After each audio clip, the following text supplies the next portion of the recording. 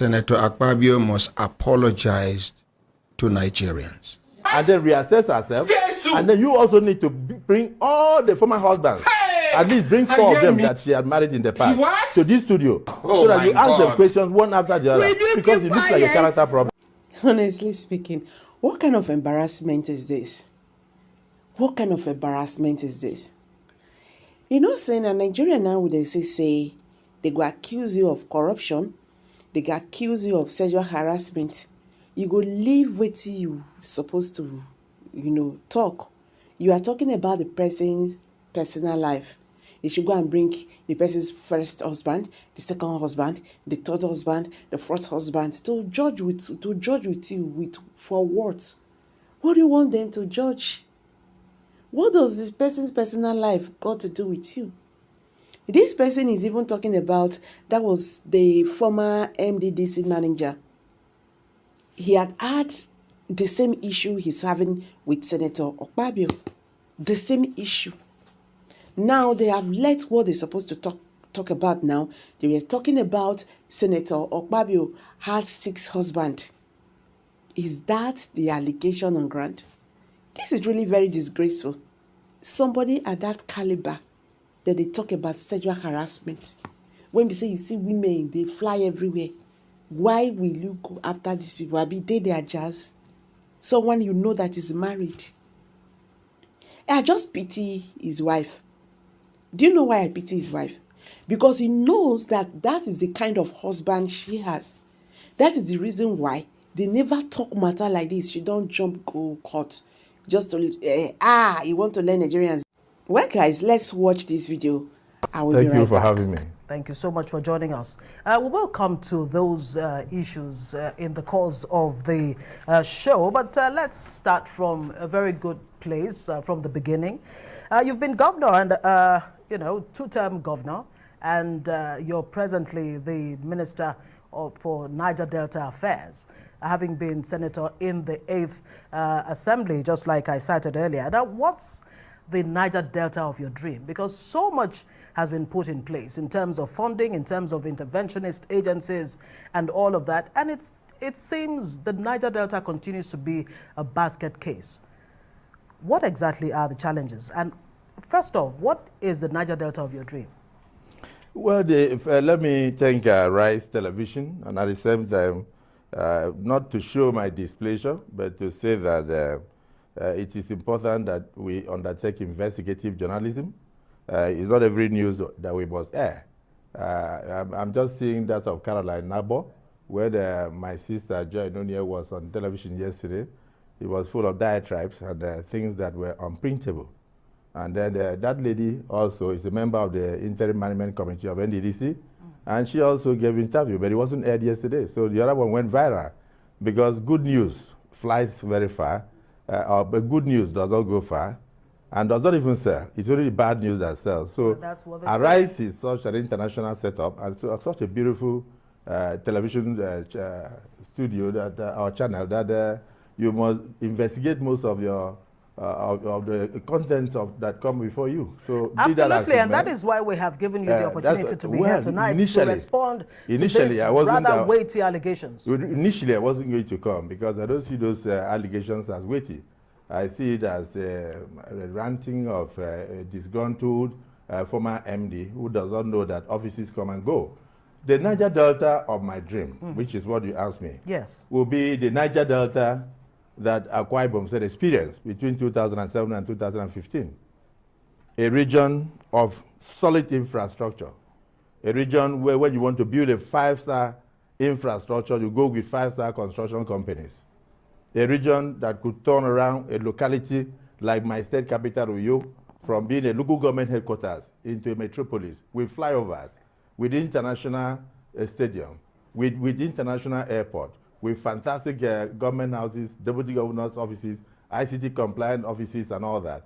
An area where students are made to go to school free, from primary school to secondary school, and are provided with the enabling environment, thousands of classroom blocks constructed, house girl, house boy syndrome brought to an end under 8 years, and then a region where there was no pothole in the state capital, for instance, and then of course every locality felt the impact of government with serious empowerment to the people, such that at the end of the day, we were applauded worldwide, and we broke the Guinness Book of World Records by assembling the largest choral singers in the world to sing to the glory of God. And 59 countries watch us every year.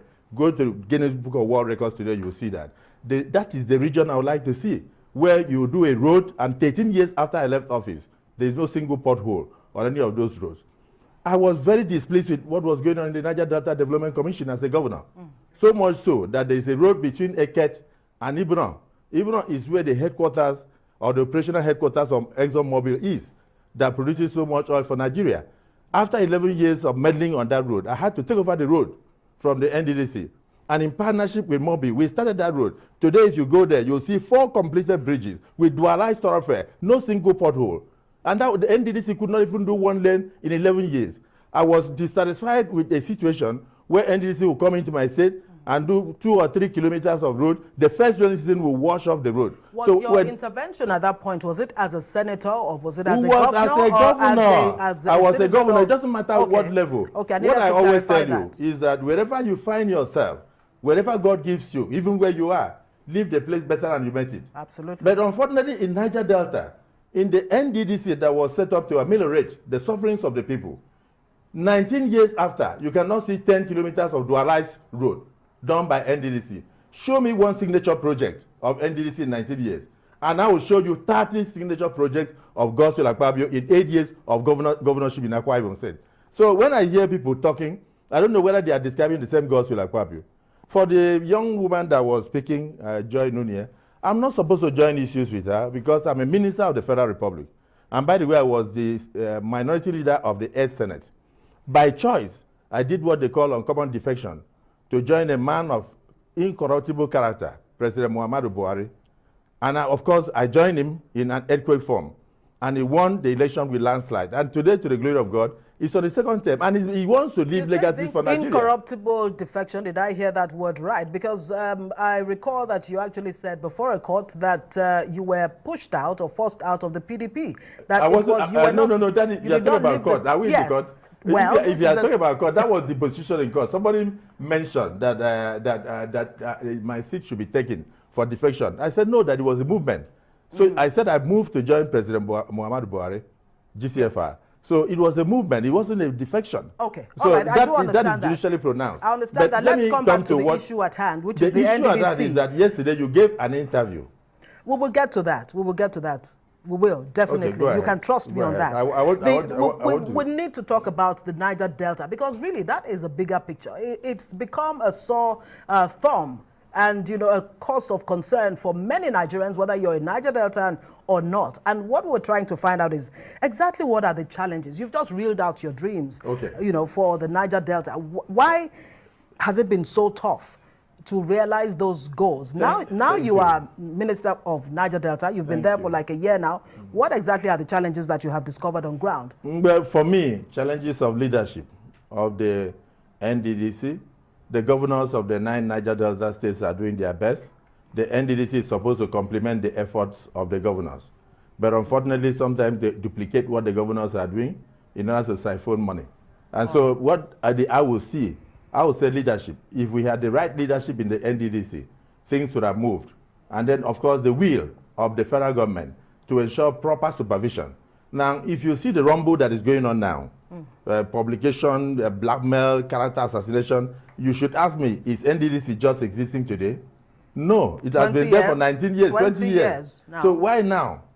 Why now? Suddenly you have a probe in the National Assembly, you have a probe in the Senate, you have people writing petitions, you have publications, you have people making, all sorts of allegations against the supervising minister. Why now? Why has NDDC suddenly come into the news for a bad reason in under 6 months? Everywhere is shaking earthquake. Well, you know why? That's a question I'd like to ask you. That is the answer I want to give to you. The answer is forensic audit. This is the first president since year 2000 that has ordered for a forensic audit of the NDDC to know what has gone wrong with the agency. Because you cannot have so much trillions going in there and nothing is seen on the ground. So as soon as the forensic audit was ordered, the world went balam. So it's almost like people who have eaten fat from the blood of Niger Deltans. A lot of people lost their lives for the NDDC to be established. I call it blood money. There are small places, like a place in Bayelsa. There's a village called Elegbele. Yeah. Their bridge collapsed. Over 3 years now, they have to use canoe to get drinking waters in pails for 7 communities. 2 billion naira alone can do that bridge. But what happened? Because of corruption. Because it remained a cesspool of corruption. It remained a place for people to use in settling political pundits and political cronies. In 19 years, nothing could be seen on the ground. NDDC in 19 years could not even buy a house and call it a permanent office, paying 300 million naira a year for the rent, as rent in where they are staying now in Port Harcourt. There was a building started under Ompadek by Chief Ege Horsfall in 1996. They could not complete it. So when I was appointed Minister of Niger Delta, I prayed to God. I said, God, give me the ability to take the bats, the insults, and all the blackmail that will come my way. But at the same time, give me the wisdom to turn around the Niger Delta region. So you envisaged that you were going to have this of course, kind you of can have, look, let me tell you, situation even as you a became seed, minister. if you plant a seed, that seed must die first before it germinates. The NDDC must go through this process before it sprouts. And you must give kudos to the president for being the first president not to send all sorts of political cronies to NDDC to be settled. It was used as a place for election matters. If you want to contest election, all they need to do is to push you into NDDC. You make the money there, and you go out to contest. But unfortunately, so many that made the money never won the elections. Because it's blood money. So what has happened is that this president said, we can't have business as usual. We want to know why things went wrong. We want to know the way forward. And so he ordered in a meeting with the governors of the 9 states, who were also concerned that we should undertake forensic audit. Note something. Yeah. There's a difference between statutory audit and forensic audit. Yes. Forensic audit will audit the statutory audit.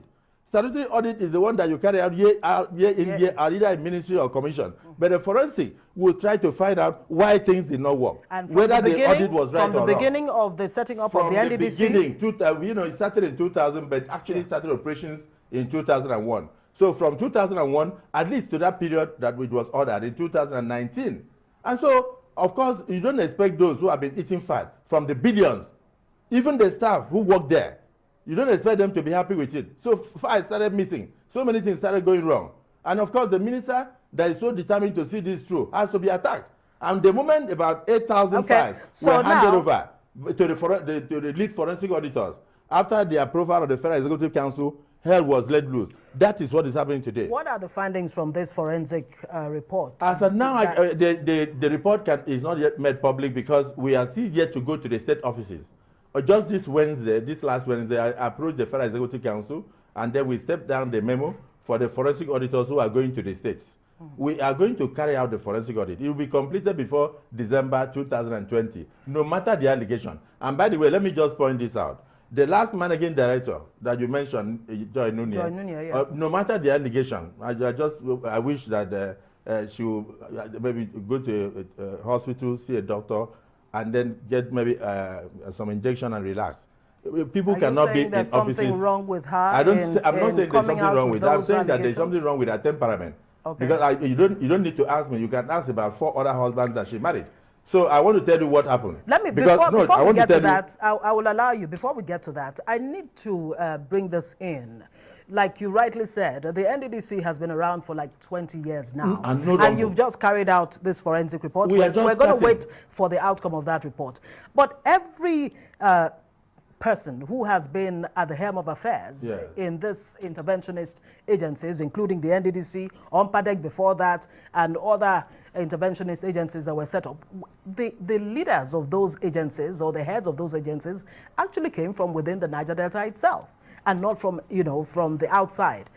Why is it that the same Niger Deltans themselves have not or were not able to, meet the vision for which the NDDC and other interventionist agencies were set up? Let me say that the NDDC needs more funds than what they presently have.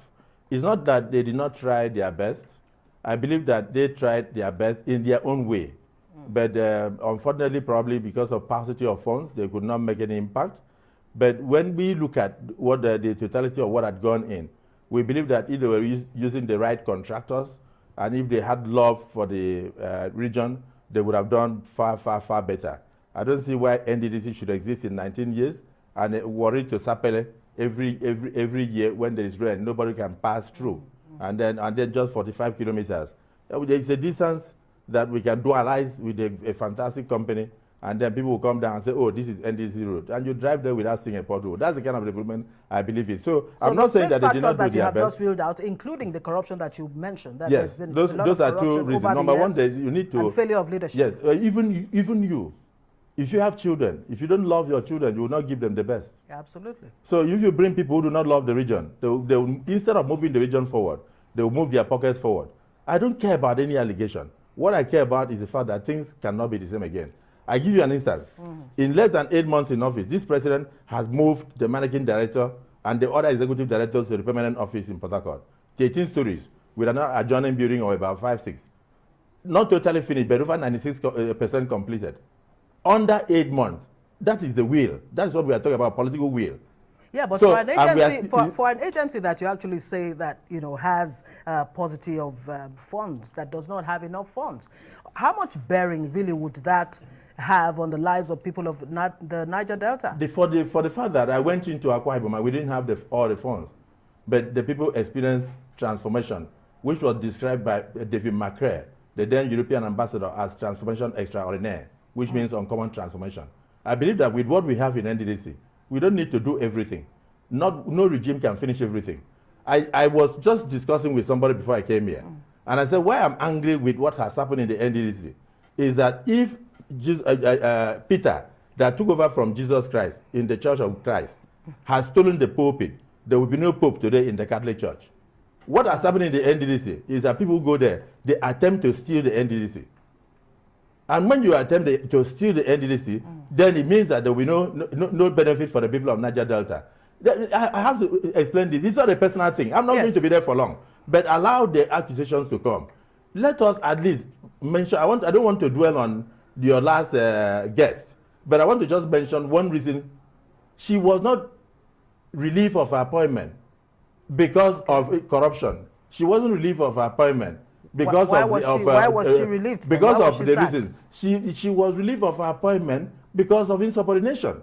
My ministry that should supervise her wrote 7 letters to her. She never responded to one. And then, of course, she said she was bigger than the minister of Niger Delta. Okay, insubordination. Insubordination. I have the letter here. Okay. Then outside that, the then chief of staff, may so rest in peace, sent this to me. This was a petition from an anti-corruption agency. It seemed that she did not have the requisite qualification to work as an acting managing director of a commission. Okay, the title of this, if I could read it, if you permit me to do so, a case of non-possession of valid NYSC certificate by Joy Nunye, acting MD of NDDC, an urgent call for redress. And this is what she submitted as her only qualification on earth. A letter from Council of Legal Education. Okay. Just read what is written there, confirmation. Yes, this is to confirm that Nunye Joy Yimebe was a student of the Nigerian Law School during the 1989 and 1990 academic session. Go on. Yes, and she was mobilized for the National Youth Service Corps program for 1989-1990 service year. She has, however, informed us of the loss of her discharge certificate by a letter dated October 23, 2019. And this is somebody who was supposed to have finished in 1990. And it is in 2019, a few days to her inauguration, that she's informing us through a letter from law school, not through a letter from NYSC. And now she went... If I can still hold on to this. You will. Yeah. This is her affidavit. Well, this is her private handwriting, which she applied before the law school for a letter. Look at that. All right. This is written in longhand. Yes. So you take your time and go through it. Yes, I will. She alleged there that she had missed... letter of introduction to NYSC. Yes, that they should give her a letter of introduction from law school to NYSC. Okay. That she had lost her NYSC certificates. And this is the affidavit. Okay, apparently this is the affidavit. This is the affidavit she swore to. Okay. She swore to an affidavit in court that she lost her NYSC certificate in 2002. If you open it, you open the next page, you'll see that is a police extract from the police post in law school in 2019 October, and it is that extract comes from Mr. Ebenezer, who married to the sister, whom she said did not open the door for her to enter and take her certificates But that is the same man that went to the police post to say that she had informed him that she lost her certificate. Okay, and so in addition to insubordination. No, let me come now. I want to give you another document. Okay. You have a letter from the Nigerian NYS itself. I can see that you're very well prepared. You've brought all kinds of documents, for us to peruse. But this is just read this. Please read the last paragraph. All right. This is from the National Youth Service Corps, Okay. NYSC. Just read that last paragraph. This is a photocopy. Read that last however, paragraph. no record exists either in NYSC Kwara State or NYSC National Directorate Headquarters to evidence her participation in the scheme. I rest my case. So I don't want to discuss her because that is not the job of a minister. Was she removed after these findings? She was removed after these findings. If something comes up that you were not aware of, that the person occupying a position, just like the former Minister of Finance, did not have an NYSC certificate. You know our law, either exemption or otherwise. What do you do? So I think the problem here is you have to blame my heart. I'm very soft. Maybe because I have 4 daughters, I love women. Oh. So what happened is that I decided that this should not be made public. So but I you just seem to have been hard on her by actually sacking her. But I didn't sack her. Let's come back. Let's come back. Approved her replacement. We didn't sack her. We needed to replace her because of the fact that she needs to explain these things. So we invite her to your studio and let her bring her certificates here and show you, and then come to us and tell us, oh, this is my NYSC. You can go and get certified true copy. I don't want people coming down and then trying to throw mud at other people because of personal reasons. Because the slander and slanderous allegations and all that she was making had no basis. But has she answered to this question? No, even that alone, we wrote to her. She has not answered it today. Okay. But I'm showing you her handwriting. Ask her whether that's not her handwriting. How can you swear to an affidavit? That is perjury. But nobody has charged her. That is to show you that nobody is shunting her. That's why I said she needs to calm down and then reassess herself. And then you also need to bring all the former husbands, at least bring 4 of them that she had married in the past, to this studio, so that you ask them questions one after the other, because it looks like a character problem. Will they have answers to her professional, they will have answers to her professional conduct? They will not professional conduct. That is not the issue. What is she a professional? Let her come and tell you first. But let them tell you about her character, because what I'm seeing here is somebody comes up and then stands on television channel, wow, then the whole world. Nigerians love bad news. I'm not that type of person. I'm a minister, and my job is to protect the citizens of this country and protect the administration of Mr. President. I must tell you that even the President Buhari, was not aware of all these things because I did not want to bother the man. Because he will be shocked. Of course, he may even ask me. Well, she did say that if she had appended her signature to a document that, she would have... There is no such thing. The Minister of Niger Delta... sign off. But we'll take a break. We'll take a short break, and we'll come back and discuss further. While you take a look at those documents of your sister, as you were able to give her a chance to talk as she talked this way. Yes, indeed. Newsnight Nigeria continues after the break. Stay with us. Nigeria here on Arise News. I am Ngozi Alebu in the capital, Abuja. Well, my guest tonight is two-time governor of Akpabio State, presently Minister of Niger Delta Affairs, Senator Godswill Obot Akpabio. Thank you so much for staying with us and giving us your side of the story. And also along with that, focus also is developments within the NDDC and of course the Niger Delta, how the ministry has fared under you in the last 1 year. We will still definitely come back to those issues. The lady in question, Joy Nunye, the sacked acting managing director of the NDDC, came up with quite a number of allegations, weighty. Of course, you did say earlier that you wouldn't really regard those allegations as weighty, but you've been responding to some of that and you have revealed quite a number of things. Now, the issue of procedure, when it comes to contracts within the NDDC, for many Nigerians, long before you came to the scene as the Minister of the Niger Delta, Niger Delta Affairs, the general impression is that there's a lot of sleaze, a lot of opaqueness, a lot of corruption, graft within the NDDC. And latest developments seem to underscore that fact and the concerns that Nigerians have had over the years. How would you respond to some of the allegations, not only from Joy Nunye, but the Minister, well, not Minister, the Chairman Senate Committee on Niger Delta Affairs, Peter Wamboshi, who alleged that you had influenced some contracts to the tune of 500 million naira. Another allegation of using 11 companies to get contracts. Another allegation also that 40 billion naira was spent between the months of January and March this year, right in the heat of COVID-19. And of course, you have actually called on the Senate to look at those issues of procedures when it comes to, granting or giving out contracts. How will you respond to this? Well, you've already given the answer, forensic. The answer is forensic. The forensic audit will throw up most of those things, the answers to all those questions. First of all, since I became a governor, not just the forensic audit, so the probe by the Senate of the IMC. Okay, let's start from the allegation of 500 million contract. Well, you will see that there were about 5 components of it. Fencing of college of federal university, this, that, and those things were written on the letterheaded paper of the minority leader of the Nigerian Senate and dated 2017. So those cannot be said to be contracts. And it was addressed to the chairman of the committee. Every senator tries to lobby committee chairmen to pass some projects to agencies when they come for budget defense. In my own case, if actually that was from my office then, it simply means that we were lobbying them to give us those projects in their budget. Of course, they did not agree, so none was reflected in the budget. And because of that, those things have not been done till today. So I've never had a contract in NDDC. Even when you make that suggestion, it doesn't mean that you are going to be the person to carry out the contract. Okay. When they go through due process, one person could win the bid. But you try to put something for your constituency. Every person does that because you want your constituents to gain from your representation in the Senate or in the House of Representatives or in the House of Assembly.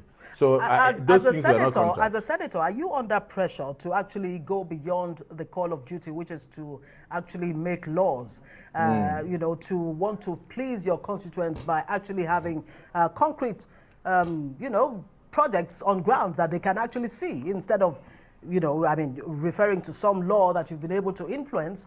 And, but I will tell you that every senator, such pressure? Every senator, every House of Rep member is under pressure. The reason is because of the endemic poverty in the system. We are not a developed society where you live next door to your neighbor and your neighbor is representing you in the Congress and you don't care because you have a job. You are busy.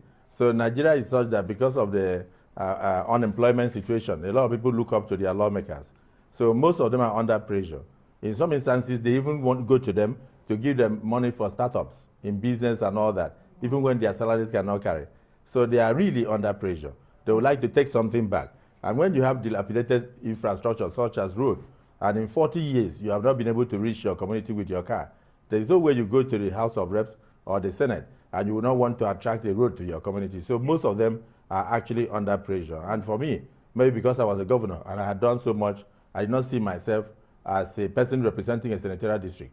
I saw myself as representing the entire Niger Delta region. For instance, when I had the opportunity, I did solar powered borehole up to Ogoni, and then gave them a solar powered light. When the people were investigating, they looked at it and they said, "Why did you go outside your community?" I gave medical equipment to AK Senatorial District, and I also made sure I gave them classroom blocks as constituency project in a place like Udumoko. I did the same thing for you. I gave them ambulance. I gave medical equipment worth hundreds of millions, and also made sure that in Ibiono, I built classroom blocks for them. Those areas are not from my senatorial district. So for me, as a former governor, I saw myself, and also a minority leader, I saw myself as representing the Niger Delta. So today, I would say that as Minister of Niger Delta, I would like to see a change. I would like to reverse the modus operandi of the Niger Delta region, of the Niger Delta, particularly through the NDDC. And it will start with the procurement process? That's the point. Okay. There's an allegation that she was making, I saw it on AIT, that, he asked me in the car to go and sack the Northerner. I'm not. That's a very, very important question now, that you were asked. That he asked me to go and sack the Northerner, not to be the director of legal services. Yes, that's I would like you to respond to that. That's Badadash. Okay, I'm not that type of person. I'm only Northern friendly. Most people even saw me as a Northerner. As governor of Akpabio said, My ADC was from the north, in Azare, in Bauchi. My CSO was from Kano, Suleiman, throughout. And my Oddly from Kaduna. So I happened to be one person, because I was a senior prefect of Federal Government College in Port Harcourt. I happened to be the most northern-friendly governor from southern Nigeria. You go to Federal Polytechnic Gazaure, you go and see there where I built 280 bedroom hostel for them. You come to Abuja here in ISIS, Institute of Strategic Studies of the SSS, you see a fantastic luxury apartment that I built for students who go there. Yes. If you go to a place like Madala, when that church was bombed, I'm sorry to say this, it's something I shouldn't say. I sent my engineers from Akwa Ibom said to go and rebuild the church totally. And I deposited 50 million naira for to ensure the treatment of all the patients that needed blood and all that. You seem to be a man of means. No, I'm not. I did that through my state when I was a governor. And then I made sure over 5,000 Muslims went to the Holy Land in 8 years. So no other person can boast of that. And I have developed a lot of young people whom I have come across in Nigeria, from the southwest to the north to the southeast. So I'm not that person that you come and give a toga of being a tribalist. That's so what this gentleman that you referred to, Kautungo, no, is still a staff. Is he still there? He's still a staff of the NDDC. Okay. What happened was that many of them were indicted by Auditor General's reports in the past. And then, of course, the forensic auditors, in writing, requested the management to send some of them on leave. So they said, okay, for the period of this audit, they can go on leave. And there are many, there are over 23 of them in number. Even from Akwa Ibom said, you have one Okeme, who was even director of what they call PMS, very powerful. He's also on leave. You have another one at Tiebe, who was director of due process. Okay. He's also on leave. And so, sending those Akwa Ibom people on leave, am I a tribalist? So you come and mention only one name. Somebody who has been there for 29 years, and nobody discriminated against him. If I was somebody who was anti-Nord or anti-him, wouldn't I have used my power as a governor to say remove him? I did not in 8 years.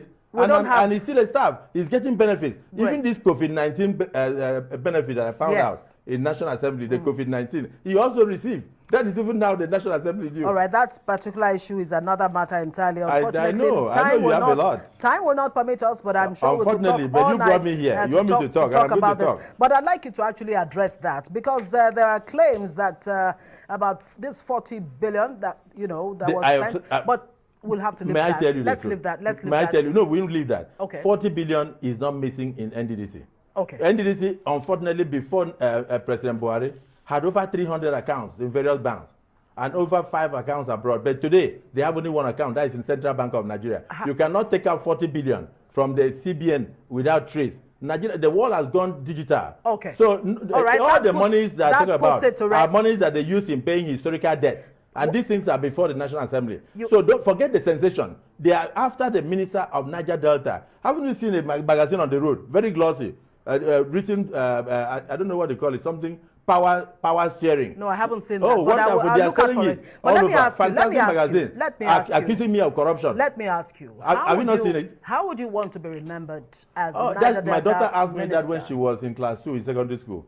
I said, how will you want to be remembered? As a minister of the Niger Delta, I told her that I'm like an elephant. Because if you look at it from the angle of infrastructural development, I'm second to none. I have the best international stadium in the whole of West Africa. I have the best hospital. I built 8, but one of them in Uyo is the best in the whole of West Africa. But with the best equipment. Is it in use scan. It's in use. It's full now. CT scan that you see there. 64 slide in the one in Cromwell in London, but 640 there. They are not up to 7 in the world. So if you look at the aspect of religion, I used to have the best choral group in the entire world, the largest. And then the whole world watch it in 59 countries. If you look at human empowerment, I stopped house girl, house boy syndrome, and I made laws that favor children. I provided free education, free healthcare for them. And in Niger Delta, I'm going to shock you. Outside the fact that infrastructure will change with the cooperation of the National Assembly, the people will also get empowered. I have enough time to say thank you so much. All right, so by now, I'm pretty sure that you people have seen the video where Akpabio, the Senate President, ordered that Senator Natasha should be removed from the plenary because of misconduct. Well, dear Senate President Akpabio, this is a video of you doing that exact same thing. In my own interpretation, I will even say yours is even worse. Now, this is the video.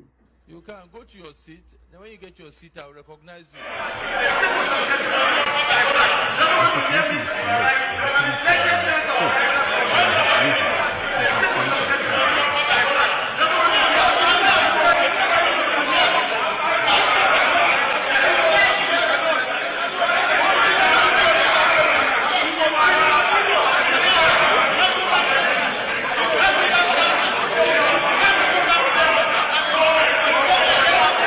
I sat next to Senator Kwankwaso until I was led by the sergeant at arms that this is my seat. I asked the clerk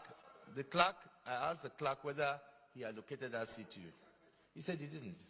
He told me he would prefer to sit here. So I said there is no microphone there, but he said he would still prefer to sit there. If there's been a senator that have allowed to speak without a microphone, state. That's never happened in this chamber. All we said is there's no microphone where you are. Go to a place where there's one and you can speak. Now you have the floor. Speak and let us make progress. I want to apologize to my colleagues if I raised my voice earlier, and to say that until the Senate is well reconstituted and the sitting arrangements well arranged, I want to hold my... Well, in my own interpretation, what Godswill Akpabio did here is kind of worse than what Natasha Akpoti did on that very day. But again, shout out to Bukola Saraki, the then Senate President, for the way he handled this whole situation. A special shout out to him. And again, most still call a spade a spade. Natasha Akpoti actually did a serious misconduct. Even when they told her to leave, you understand? Just like, oh, I'm not scared of you and all that. I mean, she's not supposed to do that, but Godswill Akpabio was also supposed to look for the best way to manage the whole thing, because misconduct is not misconduct. The fact say Bukola Saraki, no other say this man go leave, no me say this other person no go other him. And I feel like the last thing that happened between Bukola Saraki and Senator Akpoti, I feel as if two of them, they never really forgive themselves. That's just what I think. I feel like they've not forgiven themselves. And again, Godswill Akpabio should understand that Natasha is a woman. Natasha is a woman, not just a woman. Natasha is a very stubborn woman. Judging by everything I've seen, judging by the whole thing, she stood up against Yaya Bello when Yaya Bello was at his prime. When Yaya Bello still shake everybody, Natasha Akpoti stand. As a matter of fact, rumor they say, man, when she dey go Kogi State that time, say they even give her own army where go protect her against the government army. So the woman is strong, she's stubborn. So you get the way they follow those kind of people, right? She know they won't agree. Like people like her, they know they like when you use high voice for her. So you go, Senate President, I know it's not supposed to be, but she's a woman. You understand? But Natasha Akpoti too, please, you have to respect our Senate President. You understand? A lot of people don't like him, but power don't enter in hand, power don't enter in hand be that. So respect comes with that position that he is. Senate President, like now, if anything happens to the president, anything happens to vice president, which other person again? I think Senate President is the fourth, or even the third. I can't even remember. I think it's like the fourth person. So a position strong for the whole of Nigeria. His position is very strong. And if you don't respect him, other people from outside country would not respect him. If somebody in the house, a member of the house, would not respect Senate President Godswill Akpabio, then people where they look us from outside country too, they're not going to respect Senate President Godswill Akpabio. But again, respect is reciprocal. So the way we're Senate President, they talk to Natasha, it's supposed to balance her. But again, ultimately, for the benefit of Nigeria, that's what I'm talking. For the benefit of Nigeria, you people need to get along. Because if the room is not conducive for everybody, if people don't agree, then we as a country, we cannot move forward. Because now that place, when I tell the judge waiting, they make the country go forward. Even though the country know they really go forward. Because I know you really see what they do for there, low key. I don't know what you guys are doing there, to be very honest. I don't know. Do you understand? But still, we could not get along so that at least one tangible thing will come out from that floor or from the house. Even though, like I said, in my own opinion, I don't see what you guys are doing there. But anyway, Senate President, much love and respect. Natasha, way much love and respect. God bless you guys. But I beg, Mona plan for Nigeria. Else, you're going to learn. And you will learn the hard way. Mona drop on a personal beef. At the end, if your security is given to you as a leverage to your being a senator, then there will be no need for them to hang around with you when you are no longer a senator. In other words, if you are no longer a president of the Senate, you cannot continue to sit in the car of the president of the Senate. I was with you in the villa the day you declared support for me, and I saw you off as a sign of respect as the outgoing Senate president. When we got to the vehicle, you just pointed out and said, "This will be withdrawn from me tomorrow. I will come to your house after you win." so if you are telling me that, assuming I had failed that day, would that vehicle come to my house? Well, Mr. Senate President, I don't want it to be like I'm trying to make a case, but I believe that this is a suspended senator, not someone who ceases to be a senator. It's suspension. But without arguing with that's you, my case. Yes. Without arguing with you, let me remind you, you are a landlord in the Senate or in the National Assembly. Do you remember a senator that was called Oton Zeribe? A distinguished senator who was one of the richest people in southeastern Nigeria. And when he entered into the Senate, he carried along on his shoulders his wealth. May his soul rest in peace. When he was suspended, the Senate took steps to withdraw all his security. And when he refused to apologize to the Senate, he stayed out of the Senate for over 2.5 years until the end of that tenure. We are starting a journey now.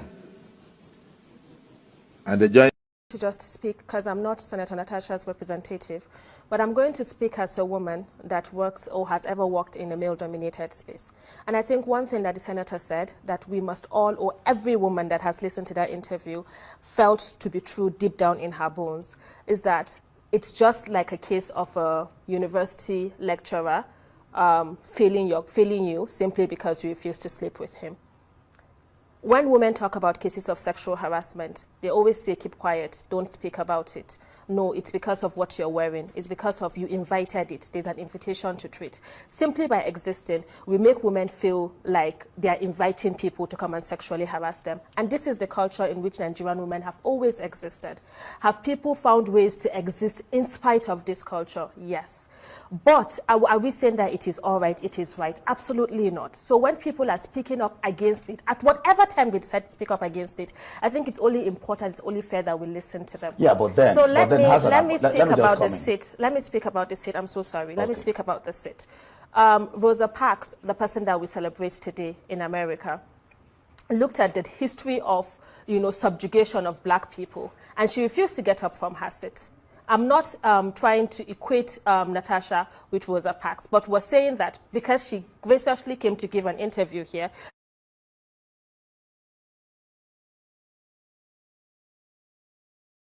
and to give you context as to why she felt the way that she was being subjugated, because there was a history between her and the Senate President. And she alleges that the Senate President said, if you take care of me, you would have a smooth ride. She alleges that if you take care of me, you would have a smooth ride. Yes, she alleges, but it's not only her voice that we've heard about an allegation, about the Senate President sexually harassing a woman. That doesn't still mean that she was right. Miss Joy Nunez, 2020 NDDC, in 2020, also accused the Senate President of, sexually harassing her. So you look at, and she said she even slapped him. So you look at all of these instances, and you wonder how he became a Senate President. Quick reminder to anybody that cares to know. I want you to know that Yaya Bello is still moving freely, despite enough evidence of embezzlement and corrupt practices. Is still moving freely without a sentence. I equally want to bring to your notice that the former MD of the NDDC has alleged Akpabio to be involved in a lot of corruptions and shady deals, and he's the Senate President of Nigeria today. I equally want to remind you of the fact that the person that came out at a point in time to say he doesn't believe in one Nigeria is now the president of one Nigeria. I equally want to remind you that the list of the sponsors of terrorism was made available to the past administration, and they are sitting on it, and the present administration is not doing anything about that. I equally want to remind you as well that the former Minister of Humanitarian Affairs was alleged to be involved in corruption and shady deals, which resulted to her sacking. So I want to tell you that she was only sacked, but not indicted. I also want to remind you that the Boko Haram members have been pardoned by the federal government. But Nnamdi Kanu has been facing terrorism charge for years now, and he's yet to be sentenced, and he's yet to be pardoned as well. I want to remind you as well that farmers in remote villages are still paying tax for them to be able to go to farm. Farmers in the villages are still paying levies to bandits for them to be able to go to farm.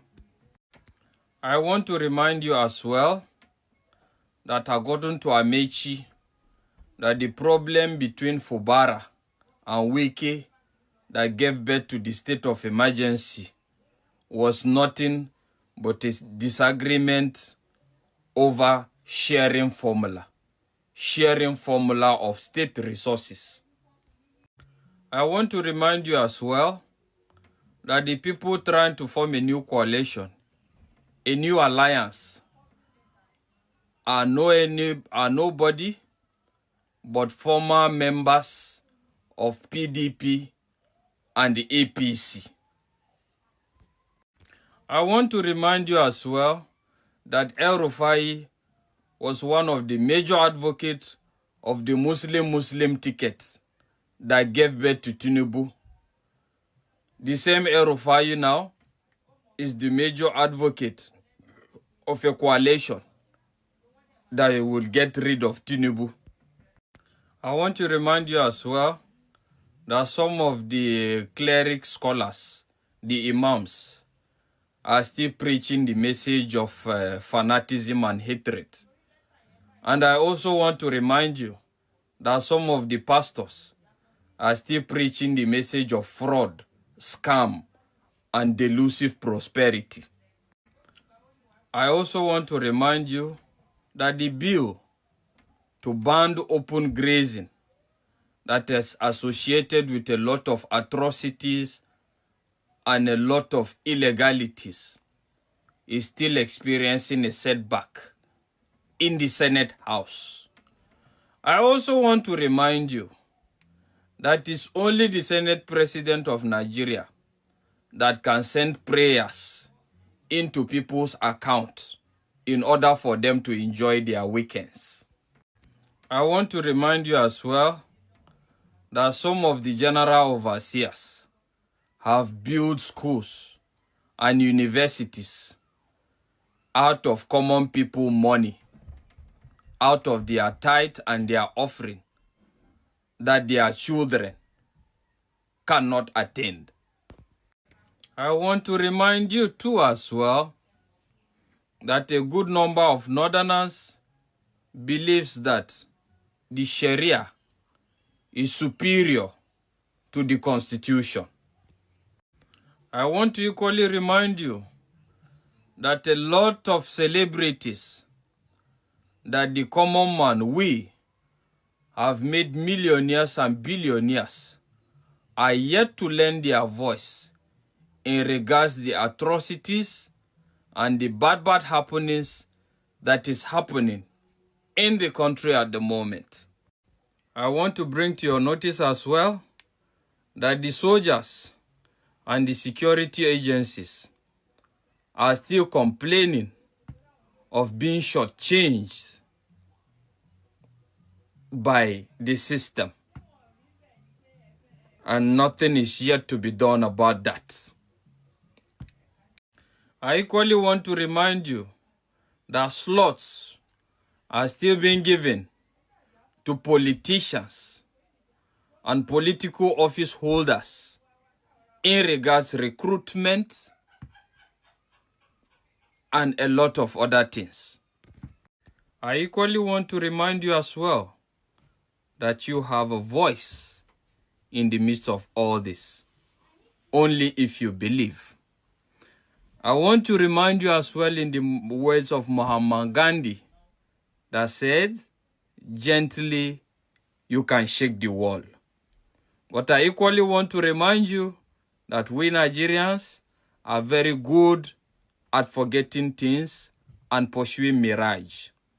And I also want to bring to your notice as well that a lot will not share this, will not make this go around, I will still keep pursuing the. Alright guys, thank you very much for staying to the end of this video. Please kindly subscribe, share this video. Thank you, and don't forget to like.